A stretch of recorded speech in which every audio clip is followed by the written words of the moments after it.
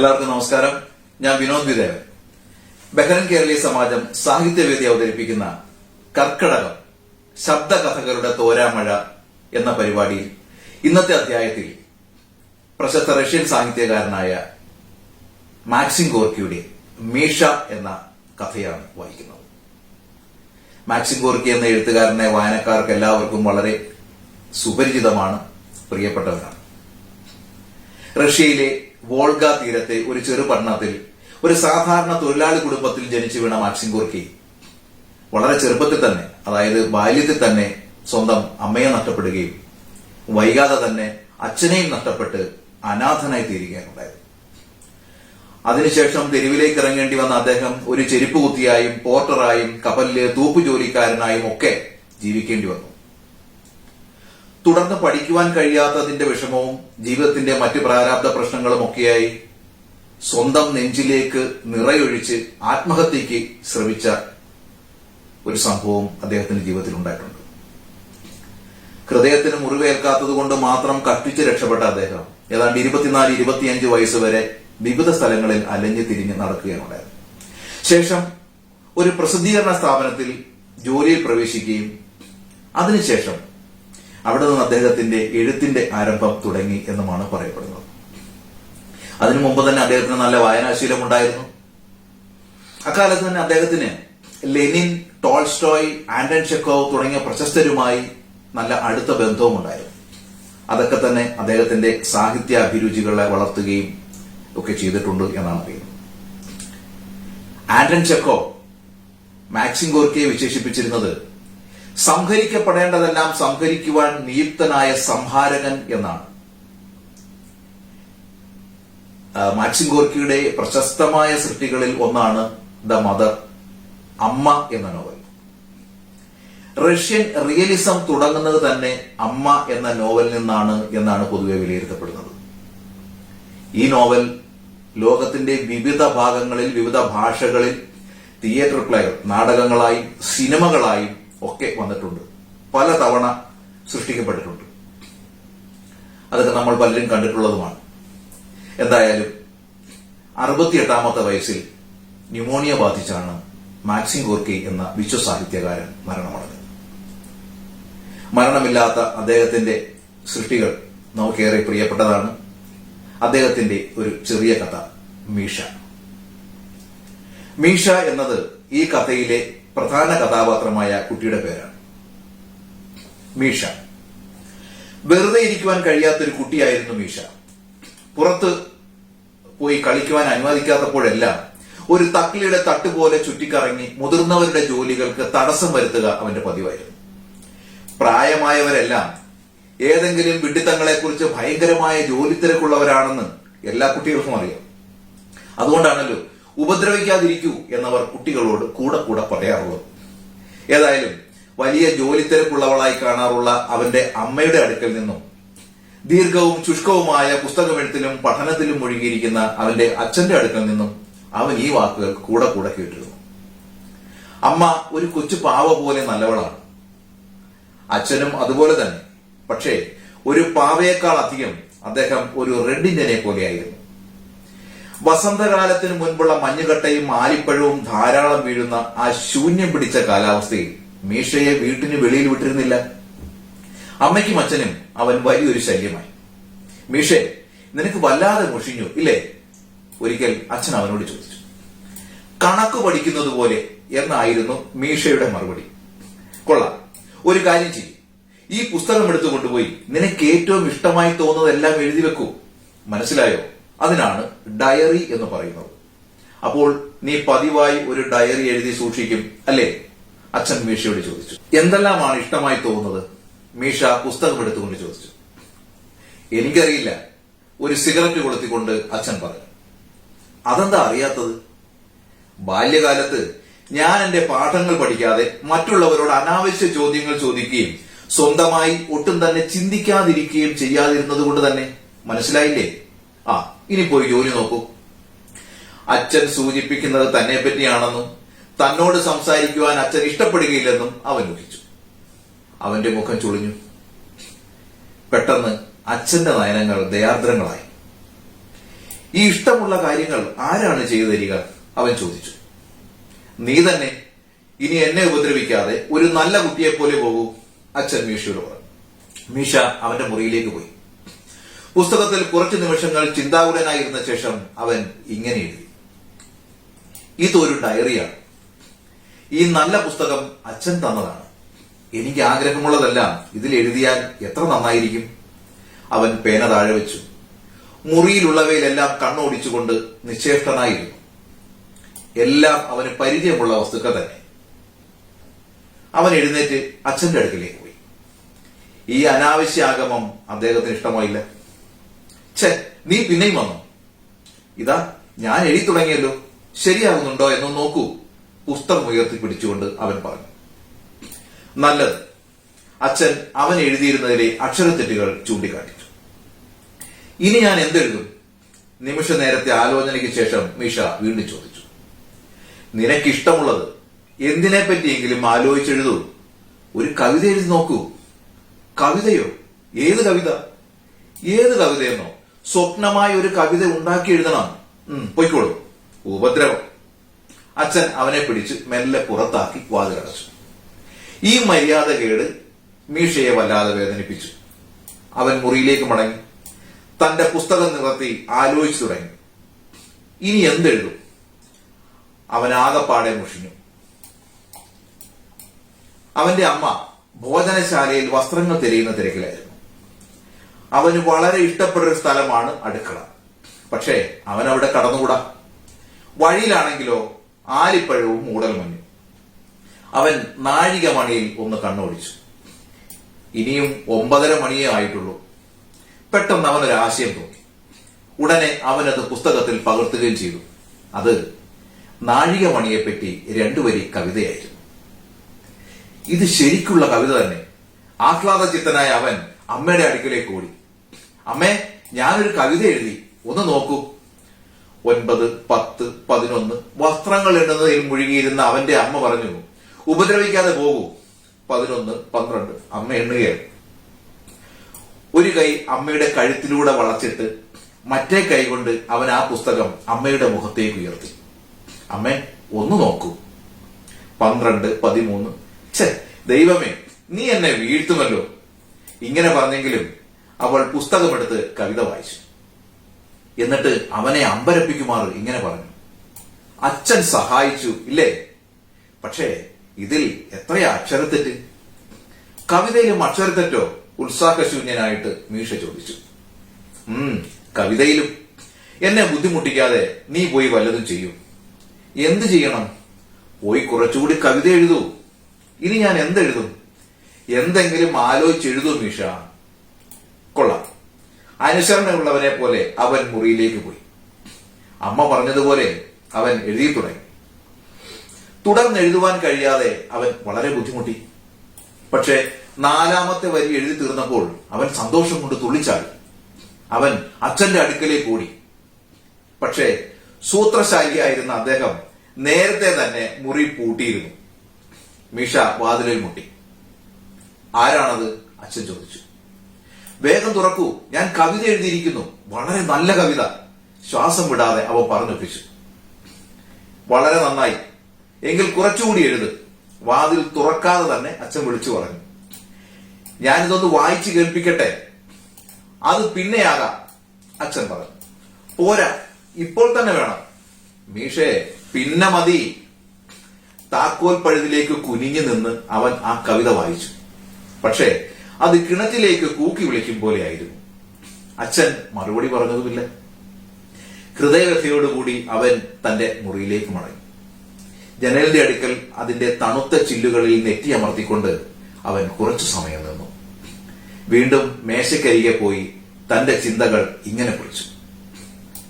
അച്ഛൻ എന്നെ പറ്റിച്ചതാണ്. ഡയറി എഴുതിയാൽ വളരെ രസകരമായിരിക്കുമെന്ന് അച്ഛൻ പറഞ്ഞില്ലേ? വെറുതെ അച്ഛന്റെ അടുക്കൽ നിന്ന് എന്നെ മാറ്റി നിർത്താൻ വേണ്ടി മാത്രം പറഞ്ഞതാണത്. അതെനിക്കറിയാം. അമ്മ കലമ്പുമ്പോൾ അച്ഛൻ അമ്മയെ ഒരു ദുശാഠ്യക്കാരിയായ പിടക്കോഴി എന്ന് ചീത്ത പറയാറുണ്ട്. പക്ഷേ അച്ഛനും വളരെ ഭേദമൊന്നുമല്ല. ഇന്നലെ ഞാൻ ആ വെള്ളി കൊണ്ടുള്ള സിഗരറ്റ് പെട്ടി എടുത്ത് കളിച്ചപ്പോൾ എന്തു ദേഷ്യത്തോടു കൂടിയാണ് അച്ഛൻ എന്റെ മെക്കിട്ട് കയറിയത്. അമ്മയെക്കാളും കഷ്ടം. അതുകൊണ്ട് അച്ഛൻ വളരെയൊന്നും പറയാത്തതാണ് ഭേദം. രണ്ടുപേരും ഒരുപോലെ തന്നെ. ആ പാട്ടുകാരി പെണ്ണ് ഒരു കപ്പ് പൊട്ടിച്ചപ്പോൾ അത് സാരമില്ലെന്ന് അവർ പറഞ്ഞു. പക്ഷേ ഞാൻ എന്തെങ്കിലും ഒന്ന് പൊട്ടിച്ചാൽ ആവൂ, പിന്നെ ഒരവസാനമുണ്ടോ? എത്രമാത്രം നിർദ്ദയമായിട്ടാണ് അച്ഛനും അമ്മയും എന്നോട് പെരുമാറുന്നതെന്ന് ആലോചിച്ചപ്പോൾ മാതാപിതാക്കന്മാരോടും തന്നോട് തന്നെയും ദയ തോന്നി അവൻ കരഞ്ഞുപോയി. അവരെത്ര നല്ലവരായിട്ടും തന്നോട് നന്നായി പെരുമാറുന്നില്ലല്ലോ. അവൻ എഴുന്നേറ്റ് ജനലിന്റെ അടുക്കിലേക്ക് പോയി. ആ കെട്ടിടത്തിന്റെ അഗ്രഭാഗത്തിരുന്ന് ഒരു കൊച്ചു കുരുവി തന്റെ ചിറക് ചെരിയുന്നുണ്ടായിരുന്നു. അത് അതിന്റെ മഞ്ഞക്കൊക്ക് കൊണ്ട് തടവി ആ തവിട്ട് നിറത്തിലുള്ള ചിറക് കൂടുതൽ മൃദുവാക്കുന്നത് അവൻ സൂക്ഷിച്ചു നോക്കി. ചുണ്ടിന്റെ ഇരുഭാഗത്തുമായി ഉണ്ടായിരുന്ന അതിന്റെ തൂവലുകൾ അവന്റെ അച്ഛന്റെ മീശ പോലെയാണെന്ന് തോന്നി. അവൻ ആ പക്ഷിയെക്കുറിച്ച് 3-4 വരി കവിത എഴുതി. ക്രമേണ അവന്റെ ചിന്തകൾ ഗദ്യരൂപേണയാവുകയും തന്റെ ഹൃദയം അഭിമാനം കൊണ്ട് വിങ്ങിപ്പൊട്ടുന്നുണ്ടെന്നും അവന് തോന്നി. അവൻ മേശക്കരികെ ചെന്നിരുന്ന് എഴുതി തുടങ്ങി. കവിത എഴുതുന്നത് എത്ര എളുപ്പമാണ്! എന്തിനെങ്കിലും സൂക്ഷിച്ചു നോക്കണം, അത്രയേ വേണ്ടൂ. വൃത്തമെല്ലാം സ്വയം വരികയായി. അച്ഛനെ കാണിക്കേണ്ട. എനിക്ക് വേണമെങ്കിൽ ഗ്രന്ഥങ്ങൾ തന്നെ എഴുതാം. കാവ്യം പോലും അക്ഷരത്തെറ്റുകൂടാതെ എഴുതുവാൻ പഠിക്കണം. കോമകളും മറ്റും ഇടുവാനും അറിയണം. പിന്നെ വിഷമം കൂടാതെ തുടരാം. ഞാൻ കവിതയും എഴുതുന്നില്ല, ഡയറിയും എഴുതുന്നില്ല. എന്നെപ്പറ്റി നിങ്ങൾക്ക് ശ്രദ്ധയില്ലെങ്കിൽ നിങ്ങളെപ്പറ്റി എനിക്കുമില്ല. ദയവ് ചെയ്ത് എന്നെ ബുദ്ധിമുട്ടിക്കാതിരിക്കൂ. അവൻ വളരെ സങ്കടപ്പെട്ടു. കരഞ്ഞുപോയില്ലെന്നേ ഉള്ളൂ. അപ്പോഴേക്കും അവന്റെ ധാത്രി സീനിയ ഇവനോ മുറിയിലേക്ക് കടന്നു വന്നു. ആ കുറിയ സ്ത്രീക്ക് ചുവന്ന ചുണ്ടുകളും പുരികക്കൊടിക്കിടയിൽ മിന്നുന്ന മഴത്തുള്ളികളും ഉണ്ടായിരുന്നു. മീഷയെ അഭിവാദ്യം ചെയ്തിട്ട് അവൾ ചോദിച്ചു, എന്താണ് ഇങ്ങനെ ഒഴിഞ്ഞു മാറുന്നത്? അവൻ സ്വയം പ്രാധാന്യഭാവം നടിച്ചു. കണ്ണുരുട്ടി. ഉപദ്രവിക്കാതിരിക്കൂ. തന്റെ അച്ഛന്റെ ശബ്ദം അനുകരിച്ചുകൊണ്ട് അവൻ മുരണ്ടു. വീണ്ടും തന്റെ പുസ്തകത്തിൽ എഴുതി തുടങ്ങി. ധാത്രി പരന്ന മൂക്കുള്ളവളാണെന്നും ഇപ്പോഴും പാവയോടുകൂടി കളിക്കേണ്ടവളാണെന്നും അച്ഛൻ പറയാറുണ്ട്. എനിക്കെന്തു പറ്റി? ധാത്രി തന്റെ ചുവന്ന ചുണ്ടുകൾ വിരലുകൊണ്ട് അമർത്തി അത്ഭുതത്തോടുകൂടി ചോദിച്ചു. നീ എന്താണ് എഴുതുന്നത്? അത് പറയാൻ പാടില്ല. അച്ഛൻ എന്നോട് ഡയറി എഴുതുവാൻ പറഞ്ഞു. ഇഷ്ടമുള്ളതെല്ലാം എഴുതുവാൻ പറഞ്ഞു. ഇഷ്ടമുള്ളത് എന്തിനെ പറ്റിയെങ്കിലും നീ ഇതുവരെ ആലോചിച്ചിട്ടുണ്ടോ?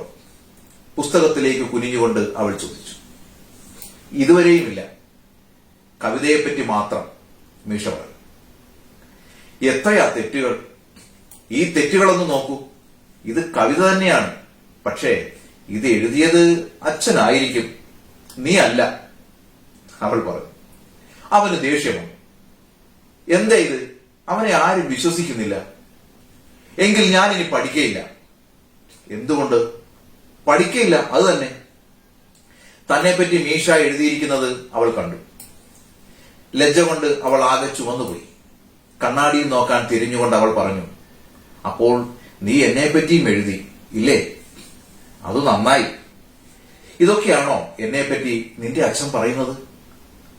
അച്ഛന് നിങ്ങളെപ്പറ്റി പേടിയാണെന്നാണ് വിചാരം ഇല്ലേ? അവൻ ചോദിച്ചു. ഒന്നുകൂടി കണ്ണാടിയിലേക്ക് തിരിഞ്ഞ് അവൾ ആലോചിക്കുന്നത് പോലെ കാണപ്പെട്ടു. അപ്പോൾ നിനക്ക് പഠിക്കണമെന്നില്ലേ? ഇല്ല. ശരി, ഞാൻ പോയി നിന്റെ അമ്മയ്ക്ക് ഇതിനെപ്പറ്റി എന്താണ് പറയുവാനുള്ളതെന്ന് നോക്കട്ടെ. അവൾ പുറത്തേക്ക് പോയി. മുറി കടക്കുന്നത് വരെ അവന്റെ നയനങ്ങൾ അവളെ പിന്തുടർന്നു. വീണ്ടും തിരിഞ്ഞ് അവൻ എഴുതി തുടങ്ങി. അമ്മ അച്ഛനെ എന്ന പോലെ ഞാൻ സീനിയ ഇവാനോവിനെ ദേഷ്യപ്പെട്ടു. അവൾക്ക് എന്നെ ഉപദ്രവിക്കുന്നതും അസഹ്യപ്പെടുത്തുന്നതും നിർത്തിക്കൂടെ? പിന്നീട് ഞാൻ അവളോട് മാപ്പ് ചോദിക്കും. എന്നിട്ട് അച്ഛനെ പോലെ ഞാൻ 2 ദിവസം മുഴുവനും എഴുതിക്കൊണ്ടേയിരിക്കും. എന്നെ ആരും കാണണ്ട. ഞാൻ അത്താഴം ഉണ്ണുക കൂടിയില്ല. ആപ്പിൾ പൊരിച്ചതുണ്ടെങ്കിൽ കൂടി ഞാൻ രാത്രി ഉറങ്ങുക കൂടി ചെയ്യാതെ എഴുതിക്കൊണ്ടേയിരിക്കും. നിങ്ങളെ തന്നെ ഇങ്ങനെ ചെയ്യുന്നല്ലോ, ഞരമ്പുകൾ ദ്രവിച്ചു പോകുമല്ലോ എന്ന് അച്ഛനോട് പറയാറുള്ളത് പോലെ അമ്മ എന്നോടും പറയട്ടെ. അമ്മ കരയട്ടെ, എന്നെ ആരും ഇഷ്ടപ്പെട്ടില്ലെങ്കിൽ എനിക്കൊന്നുമില്ല. അവനത് എഴുതി തീർന്നതേ ഉള്ളൂ. അവന്റെ അമ്മയും ധാത്രിയും കൂടി മുറിയിലേക്ക് കയറി വന്നു. അമ്മ പുസ്തകം എടുത്തു. തന്റെ നയനങ്ങളെ പ്രോജ്വലമാക്കിയ ഒരു പുഞ്ചിരിയോടുകൂടി അവന്റെ വിചാരങ്ങൾ അമ്മ വായിച്ചു തുടങ്ങി. ഈശ്വര, അവൾ അത്ഭുതത്തോടുകൂടി പറഞ്ഞു, എന്തൊരു അല്ല, ഇത് അച്ഛനെ കാണിച്ചേ മതിയാവും. ആ പുസ്തകവും കയ്യിൽ ഏന്തിക്കൊണ്ട് അവൾ പുറത്തേക്ക് പോയി. എന്നെ ശിക്ഷിക്കുമായിരിക്കും മീഷ വിചാരിച്ചു. അപ്പോൾ നിങ്ങൾ എന്നെപ്പറ്റി പറഞ്ഞു അല്ലേ? അവൻ ധാത്രിയുടെ നേരെ തിരിഞ്ഞു. നീ എന്നെ അനുസരിക്കാതിരുന്നാൽ, ധാത്രി പറഞ്ഞു. അനുസരിക്കുവാൻ ഞാനൊരു കുതിരയോ മറ്റോ ആണോ? മീഷ, ധാത്രി ദേഷ്യത്തോടെ അലറി. പക്ഷെ അവൻ തുടർന്നു, എനിക്ക് എല്ലാ വസ്തുക്കളെ പറ്റി ചിന്തിക്കുവാനും എഴുതുവാനും അതേ സമയത്ത് പഠിക്കുവാനും കഴിയില്ല. അവൻ കുറെ കൂടെ പറയുമായിരുന്നു. പക്ഷേ അപ്പോഴേക്കും അവനെ അച്ഛൻ വിളിക്കുന്നു എന്ന് ആൾ വന്ന് പറഞ്ഞു. തന്റെ മീശ ഒരു കൈകൊണ്ട് അമർത്തിയും മീശയുടെ പുസ്തകം മറ്റേ കൈയിൽ പിടിച്ചുകൊണ്ട് അച്ഛൻ അവനോട് അടുത്തേക്ക് വരാൻ പറഞ്ഞു. അച്ഛന്റെ കണ്ണുകൾ സന്തോഷം കൊണ്ട് മിന്നിത്തിളങ്ങി. അമ്മ തന്റെ ശിരസ് തലയിണകൾക്കിടയിൽ ഒളിച്ചു വെച്ചുകൊണ്ട് കോച്ചിൽ കിടക്കുകയായിരുന്നു. അവൾ ചിരിക്കുന്നത് പോലെ തോന്നി. അവളുടെ തോളുകൾ ഇളകിക്കൊണ്ടിരുന്നു. എന്നെ ശിക്ഷിക്കുകയില്ലായിരിക്കും, അവൻ വിചാരിച്ചു. അച്ഛൻ അവനെ മുൻപിൽ നിർത്തി തന്റെ കാൽമുട്ടുകൾക്കിടയിൽ അമർത്തി അവന്റെ താടി ഉയർത്തിപ്പിടിച്ചുകൊണ്ട് ചോദിച്ചു, നീ വികൃതിത്തരം ചെയ്യുകയായിരുന്നു ഇല്ലേ? അതെ, മീഷ സങ്കടം പ്രദർശിപ്പിച്ചു. എന്തുകൊണ്ട്? അങ്ങനെ ആയതുകൊണ്ട് തന്നെ. എന്നാലും എന്തിനായിരുന്നു? എനിക്കറിയില്ല. ചോദ്യത്തെപ്പറ്റി ആലോചിച്ചുകൊണ്ട് അവൻ പറഞ്ഞു. അച്ഛൻ എന്നെ ശ്രദ്ധിക്കുന്നില്ല, അതുപോലെ തന്നെ അമ്മയും ധാത്രിയും. അവളാണെങ്കിൽ എന്നെ ഉപദ്രവിക്കുകയും കൂടി ചെയ്യുന്നു. നിന്നെ വല്ലാതെ സങ്കടപ്പെടുത്തി ഇല്ലേ? അച്ഛൻ സൗമ്യനായി ചോദിച്ചു. അതെ, തീർച്ചയായും എന്നെ സങ്കടപ്പെടുത്തി. നീ സങ്കടപ്പെടേണ്ട, സ്നേഹഭാവത്തിൽ അവന്റെ അച്ഛൻ ഉപദേശിച്ചു. ഞാൻ നിന്നെ സങ്കടപ്പെടുത്തണമെന്ന് കരുതിയില്ല. അമ്മയും അതുപോലെ തന്നെ. കണ്ടില്ലേ അമ്മ ഇരുന്ന് ചിരിക്കുന്നത്? എന്ന് മാത്രമല്ല, എനിക്ക് ആകെപ്പാടെ വളരെ തമാശ തോന്നുന്നു. പക്ഷേ ഞാൻ കുറെ കഴിഞ്ഞേ ചിരിക്കുന്നുള്ളൂ. എന്താ അതിത്ര വിചിത്രമായിട്ടുണ്ടോ? മീഷ ചോദിച്ചു. എന്താണെന്ന് ഞാൻ പറയാം, കുറെ കഴിയട്ടെ, അച്ഛൻ പറഞ്ഞു. അതെന്താ? മീഷ തിരക്കി. നീ അങ്ങനത്തെ ഒരു കുട്ടിയാണ്. ഞാനോ? അവിശ്വാസത്തോടുകൂടി മീഷ ചോദിച്ചു. അച്ഛൻ അവനെ തന്റെ മുട്ടിന്മേൽ കയറ്റി ഇരുത്തിക്കൊണ്ട് പറഞ്ഞു, ഇനി നമുക്ക് കാര്യമായി സംസാരിക്കാം. ശരി, മീഷയും യോജിച്ചു. ആരും നിന്നെ ഉപദ്രവിക്കണമെന്ന് വിചാരിച്ചിട്ടില്ല. നിന്നെ ഉപദ്രവിക്കുന്നത് ഈ കാലാവസ്ഥയാണ്. നോക്കൂ, നല്ല വെയിലും വെളിച്ചവും ഉണ്ടായിരുന്നുവെങ്കിൽ നീ പുറത്തുപോയി കളിക്കുമായിരുന്നില്ലേ? അപ്പോൾ സംഗതിയെല്ലാം നന്നാകുമായിരുന്നു. കൂടാതെ നീ നിന്റെ ഡയറിയിൽ ധാരാളം അസംബന്ധങ്ങൾ എഴുതിയിരിക്കുന്നു. അച്ഛനല്ലേ പറഞ്ഞത് എഴുതുവാൻ? തോളുകൾ കുലുക്കിക്കൊണ്ട് അവൻ ചോദിച്ചു. അച്ഛൻ പറഞ്ഞു, ശരിയാണ്. പക്ഷേ ഈ അസംബന്ധങ്ങൾ എഴുതി കൂട്ടുവാൻ ഞാൻ പറഞ്ഞില്ല. ഇല്ലായിരിക്കും, ഞാൻ ഓർക്കുന്നില്ല, മീഷ പറഞ്ഞു. വാസ്തവത്തിൽ ഞാൻ എഴുതിയത് വിഡ്ഢിത്തരമായിരുന്നോ? അതെ, തല കുലുക്കിക്കൊണ്ട് അച്ഛൻ പറഞ്ഞു. അച്ഛൻ എഴുതുമ്പോഴും അസംബന്ധമാകാറുണ്ടോ? മീഷ ചോദിച്ചു. കാപ്പിപ്പാത്രം അടുപ്പത്ത് വെച്ച് മറന്നുപോയിട്ട് പെട്ടെന്ന് അത് ഓർത്തതുപോലെ അമ്മ കോച്ചിൽ നിന്ന് എഴുന്നേറ്റ് പെട്ടെന്ന് ഓടിപ്പോയി. കാപ്പി പതച്ചു പോകും പോലത്തേതായിരുന്നു അവൾ കേൾപ്പിച്ച ശബ്ദവും. അവൾ ചിരിക്കുകയായിരുന്നു. അത് മീഷയ്ക്ക് മനസ്സിലായി. പക്ഷേ അത് പുറത്തു കാണിച്ചില്ല. ഈ മുതിർന്നവർ അഭിനയത്തിന് സമർത്ഥർ തന്നെ. അച്ഛനും ചിരിക്കുന്നത് പോലെ തോന്നി. അയാൾ ചുണ്ട് കടിച്ച് മീശ വിരിച്ച് മൂക്കുകൾ കൊണ്ട് ചില ശബ്ദങ്ങൾ പുറപ്പെടുവിച്ചു. ഞാൻ എഴുതുമ്പോഴും ചിലപ്പോൾ അസംബന്ധമായി പോകാറുണ്ട്. എഴുതുന്നതെല്ലാം നന്നാക്കുക വളരെ പ്രയാസമാണ്. നിന്റെ കവിത തരക്കേടില്ല, പക്ഷേ ബാക്കിയെല്ലാം വളരെ മോശം. അതെന്താ? നീ എന്റെ ഒരു വിമർശകനാണെന്ന് ഞാൻ ഇതുവരെ മനസ്സിലാക്കിയിരുന്നില്ല. നീ എല്ലാവരെയും വിമർശിക്കുന്നു. ആദ്യം നിന്നെ തന്നെ വിമർശിച്ചു തുടങ്ങൂ. അല്ലെങ്കിൽ അത് അപ്പാടെ വിട്ടുകളയുകയാണ് നന്ന്. നമുക്ക് ഈ ഡയറി എഴുത്ത് തന്നെ നിർത്തിക്കളയാം. അച്ഛന്റെ കടലാസിൽ ചുവന്നതും നീലയുമായ പെൻസിലുകൾ കൊണ്ട് വർണ്ണരേഖകൾ കുറിച്ചുകൊണ്ട് മീശ പറഞ്ഞു, ശരിയാണ്, അത് വിട്ടുകളയാം. പാഠം പഠിക്കുന്നത് പോലെ തന്നെ ബുദ്ധിമുട്ടി പിടിച്ചതാണത്. അത് അച്ഛൻ സ്വയം കണ്ടുപിടിച്ചതല്ലേ, നന്നായിരിക്കും, എഴുതിക്കോളൂ എന്ന് പറഞ്ഞു. ഞാൻ എഴുതി തുടങ്ങി. പക്ഷെ തീരെ രസമില്ല. അപ്പോൾ ഞാൻ ഇന്ന് പഠിക്കണോ? മീശ ചോദിച്ചു. അച്ഛൻ കാരണം തിരക്കി. സീനിയ വിനോദിനയുടെ അടുക്കൽ പഠിക്കുവാൻ പ്രയാസമാണ്, അവൻ പറഞ്ഞു. വേണ്ട, ഇന്ന് പഠിക്കണ്ട, അച്ഛൻ സന്തോഷത്തോടുകൂടി പറഞ്ഞു. പക്ഷേ നാം രണ്ടുപേരും അവളോട് മാപ്പ് പറയണം. കാരണം അവളെ പറ്റി നമ്മൾ എഴുതിയതും പറഞ്ഞതും അത്ര നന്നായില്ല. അച്ഛൻ അവനെ കയ്യിലെടുത്തുകൊണ്ട് മുറിയിലേക്ക് നടന്നപ്പോൾ പറഞ്ഞു, ശരി തന്നെയാണ്, അവൾക്ക് പതിഞ്ഞ മൂക്കാണുള്ളത്. പക്ഷേ അതവളെ ഓർമ്മിപ്പിക്കാതിരിക്കുകയാണ് നല്ലത്. പറഞ്ഞതുകൊണ്ട് മൂക്ക് നേരെയാകുമോ? മൂക്കിന്റെ ആകൃതി എന്തായാലെന്താ, അത് ജീവിതം മുഴുവനും അങ്ങനെ തന്നെ ആയിരിക്കും. നിനക്ക് തന്നെ മുഖത്ത് ഈ പുള്ളിക്കുത്തുകളില്ലേ? എന്നാലും പുള്ളിക്കുത്തുള്ളവൻ എന്ന് പറഞ്ഞാൽ നിനക്ക് ഇഷ്ടമാകുമോ? ഇല്ല, മീശയും യോജിച്ചു. ഇതാണ് മീശയുടെ ഡയറി എഴുത്തിന്റെ സുഖപര്യവസാനം. ശ്രീ മാക്സിം ഗോർക്കിയുടെ മീശ എന്ന ചെറിയ കഥ ഇവിടെ അവസാനിക്കുകയാണ്. ഇതുവരെ കേട്ടുകൊണ്ടിരുന്ന എല്ലാവർക്കും നന്ദി, നല്ല നമസ്കാരം.